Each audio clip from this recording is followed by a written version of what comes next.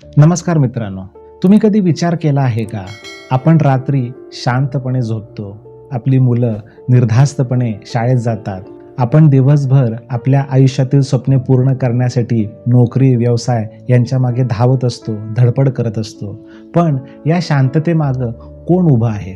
सीमेवर उभे असलेले सैनिक, शत्रू देशात स्वतःची ओळख लपवून काम करणारे अदृश्य गुप्तहेर, असे वीर ज्यांचे नाव इतिहासात कधीच मोठ्याने घेतले जात नाही, ज्यांचे बलिदान जगाला कधीच कळत नाही, पण त्यांच्या धैर्यामुळे आणि त्यांच्या शौर्यामुळे आपला देश सुरक्षित असतो. कधी कधी धुरंधर सारखा एखादा चित्रपट येतो आणि तो चित्रपट पाहिल्यावर आपल्याला जाणवते की अशा गुप्त वीरांचे जीवन किती कठीण असते. आजचा व्हिडिओ सुरू करण्यापूर्वी मी सर्वप्रथम वंदन करू इच्छितो आपल्या देशासाठी काम करणाऱ्या अशा अदृश्य वीरांना, जे सीमारेषेवर उभे असतात, जे शत्रू देशात जाऊन गुप्त मोहिमा पार पडतात, जे स्वतःची ओळख लपवून देशाच्या सुरक्षितेसाठी आपला जीव धोक्यात घालतात. हे ते लोक असतात ज्यांची नावे कधीही इतिहासात मोठ्या अक्षरामध्ये लिहिली जाणार नाहीत, कारण त्यांचे कामच असते गुप्त राहणे आणि देशाची सेवा करणे. हे लोक देशासाठी काम करतात, पण त्यांना कधीही प्रसिद्धी मिळत नाही. त्यांचे नाव कदाचित कोणाला माहीतही नसते, पण त्यांची सेवा ही खूप अनमोल असते. मित्रांनो, जे लोक स्वतःसाठी नव्हे पण इतरांच्या सुरक्षिततेसाठी आणि सेवेसाठी जगतात, तेच खरे धुरंधर असतात. पण मित्रांनो, जर आपण आपल्या हजारो वर्ष जुन्या इतिहासाकडे जर पाहिले, तर असे धुरंधर वीर आपल्याला फक्त आजच्या काळातच नाही तर इतिहासात देखील आढळून येतात. रामायण, महाभारतात देखील असे अनेक धुरंधर आहेत. आणि या सर्वांमध्ये एक नाव असे आहे जे शक्ती, बुद्धी आणि निस्वार्थ सेवेला एक नवा अर्थ देते. ते म्हणजे रामभक्त हनुमान. म्हणूनच आजपासून आपल्या चॅनलवर आपण सुरू करत आहोत एक खास सिरीज, रामायण आणि महाभारतातील 10 धुरंधर. या सिरीजमध्ये आपण पाहणार आहोत रामायणातील 5 धुरंधर आणि महाभारतातील 5 धुरंधर.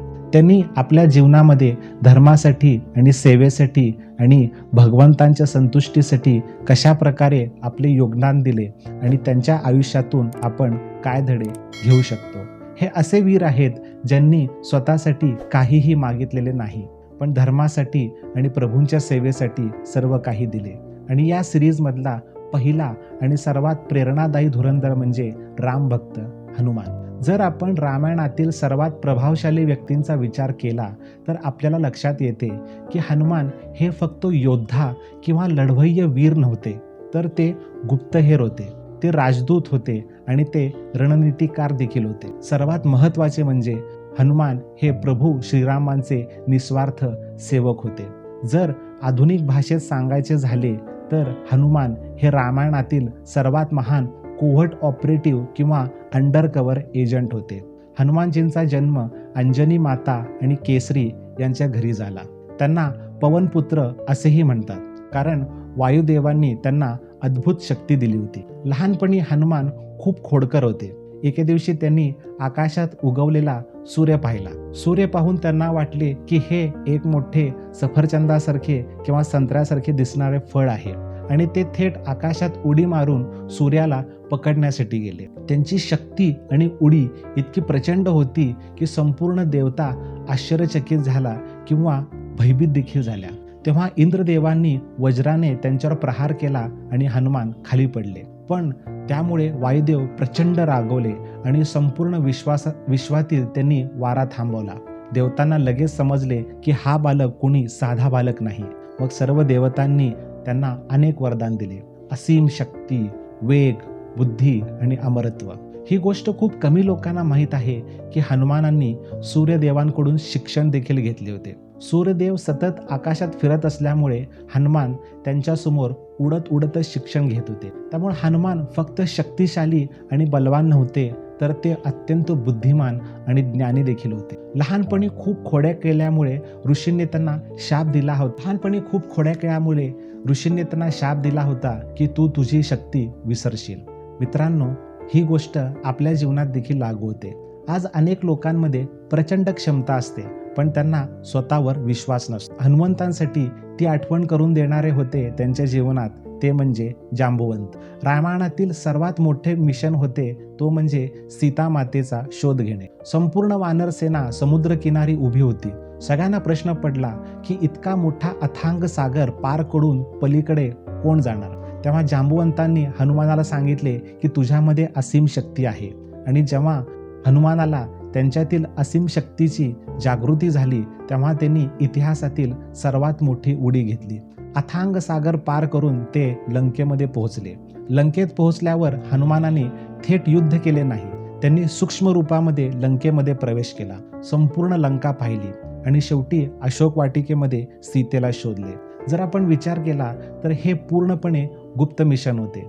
आज जसे गुप्तहेर शत्रू देशात जाऊन माहिती गोळा करतात त्याचप्रमाणे हनुमानाने ते काम केले.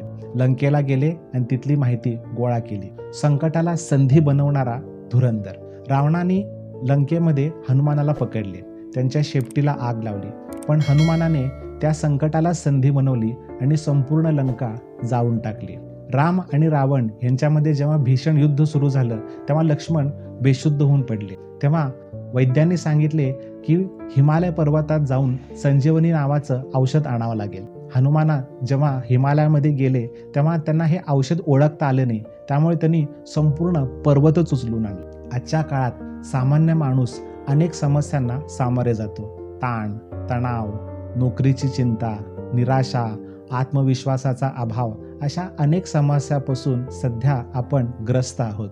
हनुमान आपल्याला शिकवतात की आपण स्वतःवर विश्वास ठेवला पाहिजे, आत्मविश्वासी बनलं पाहिजे, नम्र राहिलं पाहिजे आणि इतरांची सेवा करण्याचा आपल्यामध्ये स्वभाव असला पाहिजे.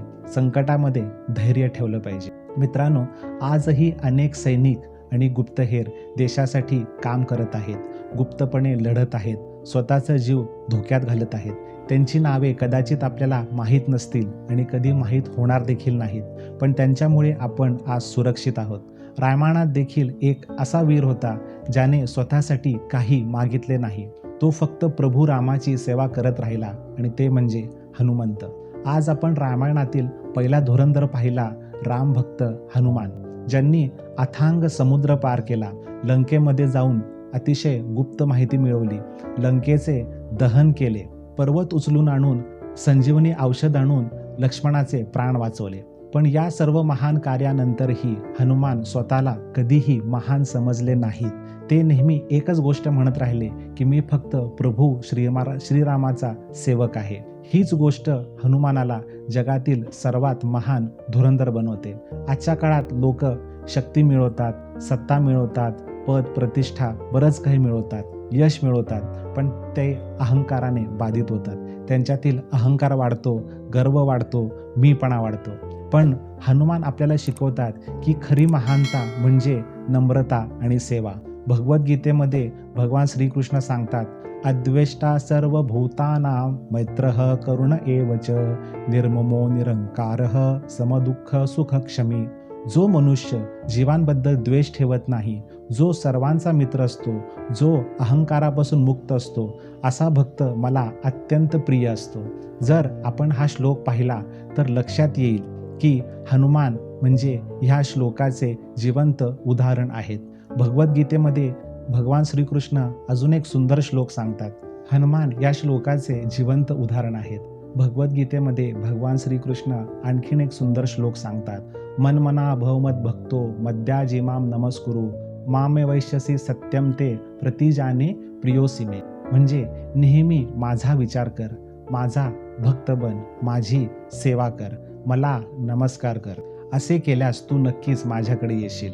हनुमंतांनी देखील आपल्या संपूर्ण आयुष्यामध्ये हेच केले. प्रभू श्रीरामांना केंद्रस्थानी ठेवून शेवटपर्यंत ते भगवंतांच्या सेवेमध्ये लीन राहिले.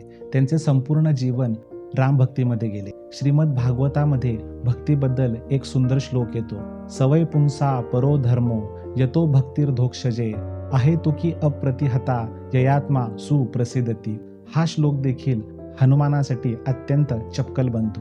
या श्लोकाचा अर्थ असा आहे, मानवासाठी सर्वोच्च धर्म म्हणजे भगवंतांवरील निस्वार्थ भक्ती. जी भक्ती कोणत्याही अपेक्षेशिवाय केली जात अपेक्षेशिवाय केली जाते आणि ती भक्ती कधीच थांबत नाही. अशी भक्ती आपल्या आत्म्याला खरा आनंद देते. जर आपण विचार केला तर हनुमंतांचे पूर्ण जीवन ह्या तिन्ही श्लोकांचे अतिशय जिवंत उदाहरण आहे. मित्रांनो, आजच्या काळात आपण अनेक समस्यांना सामोरे जात आहोत. कुठल्यात ह्या समस्या? ताण, तणाव, निराशा, भविष्यासंबंधीची भीती, आत्मविश्वासाचा अभाव, नोकरी आणि व्यवसाय यातील यश अपयश याबद्दलची चिंता. पण जर आपण हनुमंतांचे जीवन पाहिले तर आपल्याला 3 मोठे मार्गदर्शन मिळतात. पहिला, आपल्या क्षमतेवर विश्वास ठेवा. नंबर 2, यश मिळाले तरी नम्र राहा. आणि नंबर 3, जीवनात सेवा आणि भक्ती ठेवली तर मन शांत राहते. कदाचित म्हणूनच आज हजारो वर्षानंतर देखील भारताच्या प्रत्येक गावामध्ये, प्रत्येक शहरामध्ये एक मंदिर नक्की असते आणि ते मंदिर म्हणजे रामभक्त हनुमानाचे मंदिर. कारण लोकांना माहीत आहे की जेव्हा जीवनामध्ये भीती येते, जेव्हा जीवनामध्ये संकट येतात, जेव्हा जीवनामध्ये आत्मविश्वासाची कमतरता येते, तेव्हा रामभक्त हनुमान आपल्याला त्या संकटातून तरुण नेतात. मित्रांनो, चित्रपटातील धुरंधर आपल्याला फक्त 2-3 तासासाठीच प्रेरणा देतात, पण रामायणातील धुरंधर रामभक्त हनुमान हजारो वर्ष लोकांच्या हृदयामध्ये जिवंत आहेत आणि त्या सर्व महान धुरंधरामध्ये त्यामुळं आपण रामायणातील अशा या महान धुरंधर रामभक्त हनुमान यांच्या चरणी नतमस्तक होऊया आणि मनापासून म्हणूया की जय श्रीराम, जय हनुमान. धन्यवाद.